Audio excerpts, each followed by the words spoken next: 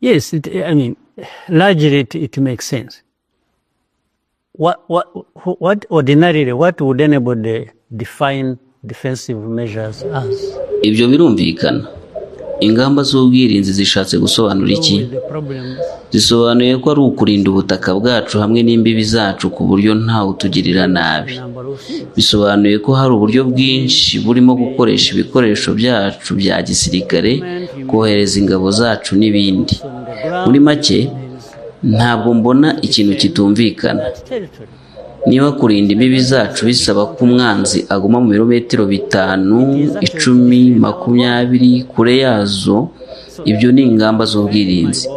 Ibyo ni bimwe mu ngingo zitandukanye zagarutsweho mu kiganiro Perezida wa Repubulika y'u Rwanda Paul Kagame yagiranye n'ikinyamakuru Jeune Afrique, aho baganiraga ku bintu bitandukanye birimo ibijyanye n'umubano w'u Rwanda na Repubulika Iharanira Demokarasi ya Kongo, ibijyanye na kandidatire ya Louise Mushikiwabo ku buyobozi bw'umuryango w'ibihugu bikoresha igifaransa OIF, ndetse hakaba hanagarutswe ku bijyanye n'umubano wa Felix Antoine Tshisekedi uyobora Repubulika Iharanira Demokarasi ya Kongo n'umuhungu uwahoze ari perezida w'u Rwanda Juvenal Habyarimana. Reka duhere ku kibazo cya mbere. Umunyamakuru wa Jeune Afrique yabaje Perezida Paul Kagame, yagize ati hashize igihe u Rwanda rufatirwa ibihano, hari igitutu ndetse n'abantu benshi barunenga kubera politike yarwo mu karere. Ntabwo mubona ko rwaba rugenda rushyirwa inyuma ku bijyanye na diplomasi mpuzamahanga? Mu kumusubiza, Perezida Kagame yagize ati mbere yo kugaruka ku gisubizo cyanyu no gukosora uko mubona ibintu, reka mbanze nsubiremo ibyo nkunda kuvuga kenshi mbwira abantu bashaka kumva. Amakimbirane mu burasirazuba bwa Kongo ntabwo yatewe n'u Rwanda. U Rwanda rufite aho ruhuriye n'ibyo bibazo mu buryo bumwe na bumwe, cyane cyane ku bibazo bimaze igihe bitakemutse byatewe n'abakoze jenoside babarizwa muri FDLR. Iki kibazo kimaze imyaka irenga 30 kizwi, ariko nta buryo buhamye bwo kugikemura. Kunanirwa kw'ingabo z'umuryango w'abibumbye ziri mu butumwa muri Repubulika Iharanira Demokarasi ya Kongo, ubutumwa buhenze mu mateka ya Loni bwagizwemo uruhare n'ibihumbi by'abakozi mu binyacumi by'imyaka byinshi bishize, ni ikimenyetso gifatika. FDLR ni umutwe uteye ikibazo ku Rwanda kuko ukorera mu gihugu gituranye, Repubulika Iharanira Demokarasi ya Kongo, kandi uhabwa ubufasha na guverinoma y'icyo gihugu. Ntabwo ari ikibazo gusa ku Rwanda, ahubwo no ku bandi baturanyi. Icyo turi gukora ni ukwirinda, hanyuma ibihano n'ibikangisho wahoze uvuga bishyirwa ku nzirakarengane bigahimbaza abagizi ba nabi. Ibihano n'ibikangisho byo muri ubwo buryo ni igitutsi mu maso y'igihugu cyacu. Gushyira ibihano ku Rwanda biroroshye kurusha gushaka igisubizo cy'aya makimbirane. Umunyamakuru yahise yongera arabaza ati ku itariki ya 2 z'ukwezi kwa 3 ubuyobozi bwa Donald Trump uyobora Leta Zunze Ubumwe za Amerika bwashyiriyeho ibihano igisirikare cy'u Rwanda hamwe n'abasirikare bakuru 4 ku ruhare rwabo mu gushyigikira M23, mu gihe bwanasabye ko ingabo z'u Rwanda zihutira guhita ziva mu burasirazuba bwa Kongo. Niteguye kubikurikiza?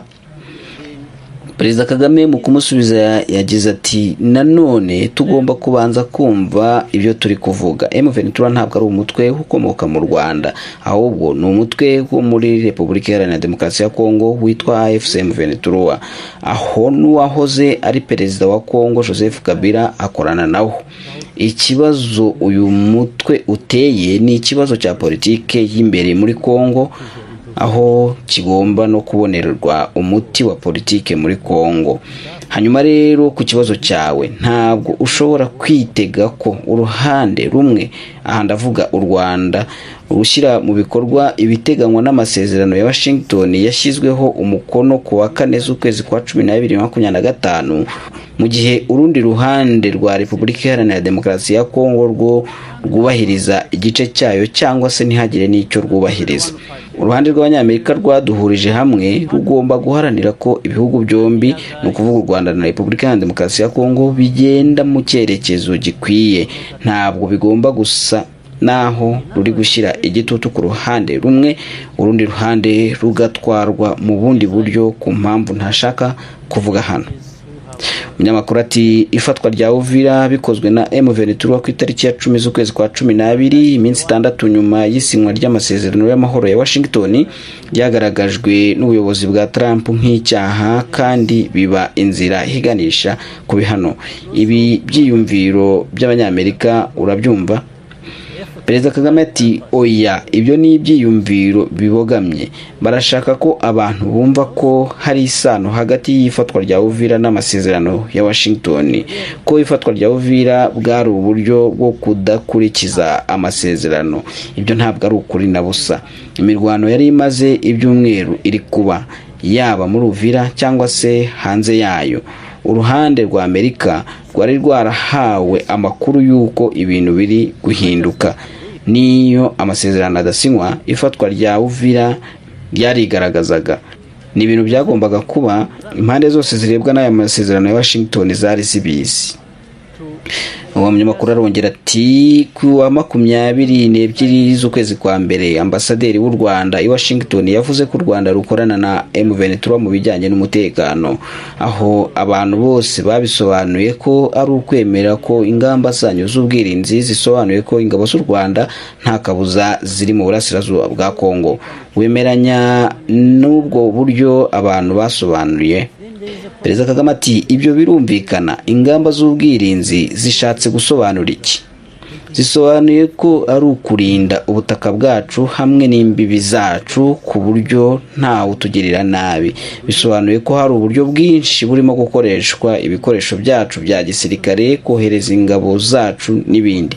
Muri make ntabwo mbona ikintu kitumvikana.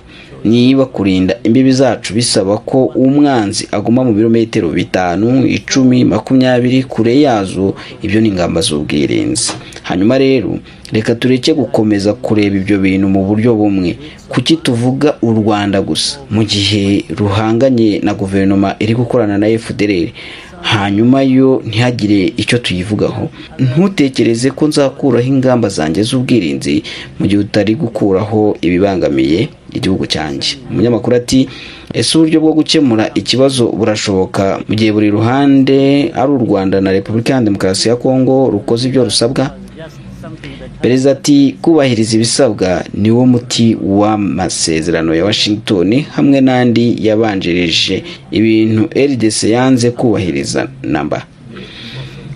Umunyamakuru kongera akabaza ati wakomeje kuvuga ko ingabo za Kongo zikorana na FDLR, naye makuru bifiteho? Hanyuma ikigereranyo cy'abo barwanyi bavuye mu Rwanda bakoze jenoside ni bangahe? Perezida Kagame iyi mikoranire ikomeje gukomera kurenza ikindi gihe. Naho kubijyanye n'umubare w'ibi byihebe, ikibazo si umubare. Bashobora kuba amagana cyangwa ibihumbi. Icy'ingenzi nicyo bifitemo ingengabitekerezo yabo, hanyuma no kuba bashyigikiwe na guverinoma ya Repubulika Iharanira Demokarasi ya Kongo. Ibyo ubwabyo bituma bateje ikibazo gikomeye kuri twe. Uramutse witaye gusa ku mubare nyakuri wabo, hari ibintu by'ingenzi wirengagiza. Hari itandukaniro mu mubare riri hagati ya FDLR na ADF, umutwe ingabo za Uganda zimaze igihe kinini zirwanya ku butaka bwa Kongo ku masezerano bagiranye na Felix Tshisekedi. Umunyamakuru ati gusa guverinoma ya Kongo imaze igihe kinini ivuga ko ishaka gushyira iherezo ku bikorwa bya FDLR kandi ivuga ko ibifitemo ubushake. Perezida Kagame ati hanyuma umusaruro n'uwuhe? Mu bice bigenzurwa na M23 bari gukora akazi keza ko kurwanya uyu mutwe w'abajenosideri kandi hari umusaruro bitanga. Ariko muri Masisi na Warikare n'ahandi hagenzurwa na FARDC ni ibice byuzuyemo abarwanyi ba FDLR.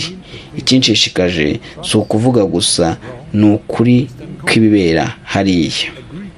Umunyamakuru ati urugendo ruheruka i Kinshasa rwa Jean-Luc Habyarimana, umuhungu wa Juvenal Habyarimana wahoze ari perezida w'u Rwanda, umwe mu batavuga rumwe n'ubutegetsi bwanyu, rwanenzwe na guverinoma yanyu. Kubera iki? Perezida Kagame ati ni umuhungu wa Habyarimana, atangiye kungukira mu bufasha bwa Tshisekedi, ubufasha bwa Kongo n'umutungo wayo wose. Ni gute yaba umuntu udakwiriye kwibazwaho? Tshisekedi ari kugerageza kumukoresha mu icengezamatwara ryo gufasha FDLR no kubaka abantu bayishyigikiye mu Bufaransa aho uyu muntu atuye hamwe n'ahandi. Kuki ibyo byarenzwe ingohe? Umunyamakuru agahita abaza ati kuva umujyi wa Goma wafatwa mu kwezi kwa mbere kwa 2025 M23 yakunze gushinjwa guhonyora uburenganzira bwa muntu igashaka abantu bayiyungaho ku ngufu. Utekereza ko uyu mutwe ufite ubushobozi bwo kuyobora neza agace ugenzura kurusha guverinoma ya Kongo? Perezida Kagame ati ibi birego nabyumva mu gihe ibintu byari bimeze neza muri Goma mbere yuko M23 ihagera. Ikindi kandi biteye amatsiko. Ibijyanye n'uburenganzira bwa muntu ntabwo byakundaga kuvugwa icyo gihe. Ukuri nuko ibintu bimeze neza kurusha mbere. Buri wese afite uko abyumva, gusa ibintu ni byiza i Goma, ni byiza i Bukavu. Umunyamakuru ati ubona ko imipaka yawe itekanye ubu kuva M23 yahagera? Perezida ati nta gushidikanya, abantu babyemera cyangwa se batabyemera mu bijyanye n'umutekano ni ibintu byigaragaza. Muri make imipaka yacu ihana imbibi na RDC iratekanye. Umunyamakuru ati mu gihe gishize intambara mu burasirazuba yari yo ku butaka, mu bintu biri guhinduka aho hatangiye gukoreshwa drones ku mpande zombi FARDC na M23. Ibi bintu ntabwo biguteye impungenge? Perezida Kagame ati ikinteye impungenge cyane nuko amakimbirane yakomeza. Ikindeba kandi kitureba twese ni uburyo bwo kuyarangiza. Naho iby'intwaro birashoboka ko nizirenze drone zishobora kuzazamo. Umunyamakuru ati ese mu gihe amahoro agarutse utekereza ko ari ndukwiye kuyobora ibice bigenzurwa na M23? Perezida Kagame ati ntabwo mbizi kandi ntabwo mbyitaho cyane, ntabwo bindeba. Icyo nshaka nuko uwayobora wese aka karere atadutera ikibazo tukabana mu mahoro, nta kindi. Ikiriho nuko ibice bigenzurwa na M23 bitakirangwamo ikintu kitubangamiye kandi mu buryo bumwe. Ibyo nibyo bidukwiye, ariko ndabizi ko iri atari ryo herezo. Haracyari byinshi byo gukorwa, yaba mu burasirazuba no muri Kongo no muri Kongo yose, kugira ngo ntihagire n'umwe uba ateye ikibazo umuturanyi we, by'umwihariko u Rwanda. Niyo mpamvu tutazigera tudohoka ku bijyanye n'umutekano wacu, icyo byasaba cyose. Umunyamakuru akongera akabaza Perezida Paul Kagame ati kuba Joseph Kabila yaragaragaye i Goma byaba bivuze ko mwabyemeye kandi ko mumushyigikiye? Perezida Kagame ati abashaka bose kugira uruhare mu rugamba rwo gutuma Kongo itekana bahawe rugari. Kabila yakoze amahitamo ye, ikibazo cye urakizi. Guverinoma ya Kongo iri kumukurikirana, yakatiwe igihano cy'urupfu, imitungo ye yarafatiriwe kandi arifuza guhangana n'iki kibazo ari mu gihugu cye. Sinumva impamvu namwima inzira, ntabwo byaba bisobanutse. Umunyamakuru akongera akabaza Perezida Kagame ati iterambere ry'u Rwanda rishingiye ku isura nziza rufite mu bijyanye n'ubukungu n'imikoranire. Ntabwo mubona ko ibihano bya Amerika n'Uburayi bishobora kwangiza iyi sura? Perezida Kagame ati ntabwo isura nziza ishingiye ku ngingo zibogamye, ahubwo ishingiye ku kuri. Ni iki nakora kugira ngo nsigasire isura nziza yanjye? Ese nkwiye guhagarara nkarebera mu gihe hari ibintu biri kwangiza iby'isura yanjye yubakiyeho? Icyo gihe uratekereza ko naba ndi kurinda iyo sura? Ese nkwiye guhitamo kurinda isura yanjye nanga kurwanya ibyo byatumye dushyirirwaho ibihano ndetse nkihanganira iryo terabwoba? Amahitamo aragoye ariko arasobanutse. Umunyamakuru ati ntabwo ufite impungenge ko ibi bihano bizongerwa nk'uko byasabwe na guverinoma ya Kongo bikagera ku bigo by'ubucuruzi by'u Rwanda bifitanye isano na leta cyangwa ishyaka riri ku butegetsi nka Crystal Ventures? Perezida Kagame ati ntabwo mbizi. Guverinoma ya Kongo niyo mvano y'ibibazo byose turi kuvuga, ariko abahitamo gushyiraho ibihano babishyiraho bashingiye ku mpamvu zabo, ku nyungu zabo. Gushyiraho ibihano ntabwo bivuze ko biboneye, babigushyiraho kuko udahuje n'inyungu zabo. babigushyiraho. Ikintu kimwe kitagirwaho impaka ni iki: ntuzatekereze ko nzasaba imbabazi cyangwa se nzemera ibihano bibogamye byashyizweho hashingiwe ku mpamvu ntumva. Umunyamakuru ahita abaza perezida ati, ese u Rwanda rushobora guhagarikirwa inkunga mpuzamahanga? Perezida Kagame ati, twahuye n'imbogamizi nyinshi. U Rwanda cyari igihugu gisa naho kitariho, uyu munsi ni igihugu kiriho. Twarokotse iby'ikindi gihugu kitabasha kurokoka. Umunyamakuru ati, hari gahunda y'ubuhuza bugizwemo uruhare na Afurika imaze ibinyacumi by'imyaka ikorwa, ariko nta na rimwe yatanze umusaruro mu gukemura amakimbirane mu burasirazuba bwa Kongo. Niki gituma umugabane wa Afurika ubura ubushobozi bwo gukemura iki kibazo? Perezida Kagame ati, ntabwo mbizi, hari ibintu byinshi Afurika ihura nabyo inanirwa gukemura. Hari n'icyo, ibibazo byacu byinshi nitwe twabyiteye, kandi nubwo twaba dufite ubushobozi bwo kubikemura ntabwo tubizi cyangwa se tubikora nabi. Umunyamakuru ati, ese intego yanyu ni ukuba igicumbi cy'ahantu hatunganyirizwa amabuye y'agaciro aturuka mu burasirazuba bwa Kongo nk'uko ababishinja bakunda kubivuga? Perezida Kagame ati, u Rwanda rwamaze kuba igicumbi cy'ibintu byinshi, harimo n'igicumbi mu bukungu. Kuki kuba igicumbi mu bijyanye n'amabuye y'agaciro byaba ikibazo? Ni gute ibi biba ikirego? Tubwirwa ko turi muri Repubulika Iharanira Demokarasi ya Kongo kubera ko dushaka amabuye y'agaciro, ariko ku rundi ruhande dufite amabuye y'agaciro mu butaka bwacu mu Rwanda. Ku rundi ruhande, yego, duhaye ikaze amabuye y'agaciro aturutse mu mahanga. Amabuye y'agaciro aturutse muri Kongo anyura mu Rwanda mbere yo kwerekeza i Dubai, mu Bufaransa, mu Bubiligi, Hong Kong n'ahandi. Kuki u Rwanda ari rwo rutoranywa rwonyine rukavugwa? Tugira uruhare mu kugaragaza inkomoko y'ayo mabuye y'agaciro. Dushobora kugaragaza buri kimwe cyanyuze hano n'icyahasigaye. Twakwerekana inyandiko zibigaragaza. Gusa mu bigaragara bahitamo gukomeza gukwirakwiza ibyo birego. Umunyamakuru ati, Evariste Ndayishimiye, perezida w'u Burundi, yatorewe kuyobora umuryango wa Afurika yunze ubumwe muri Gashyantare muri manda y'umwaka umwe. Ushingiye ku mubano ugoranye mufitanye n'uyu muturanyi, ese iki ni ikibazo kuri mwe? Hanyuma ni iki mumwitezeho? Perezida Kagame ati, aya ni amakuru meza kuri we, kandi icyo nizeye nuko azageza Afurika ku bintu byiza, ku gihugu cye no kuri twese. Niba afite ubushake n'ubushobozi ni byiza, niba atari uko biri tuzabyitaho igihe nikigera. Umunyamakuru ati, umubano mufitanye n'u Burundi uteye ute? Perezida Kagame ati, mutuze, ntacyo gutangaza. Umunyamakuru ati, u Rwanda ruvuga ko rwiteguye gukura ingabo zarwo mu ntara ya Cabo Delgado muri Mozambique, aho zigira uruhare mu kurwanya umutwe w'ibyihebe bishamikiye ku mutwe wa Islamic State, mu gihe umuryango w'ubumwe bw'Uburayi utaba wemeje inkunga y'amafaranga yo gushyigikira ubu butumwa. Iyo gahunda irakomeje. Perezida Kagame ati, twatanze umusaruro wacu muri Mozambique mu myaka hafi 5 ishize ku busabe bw'ubuyobozi bwa Mozambique kugira ngo dufashe mu kugarura umutekano muri Cabo Delgado. Twakoze ibishoboka kandi ibintu byarahindutse ku buryo bugaragara. Ariko ese birumvikana ko tugomba kwishyurira serivisi dutanga?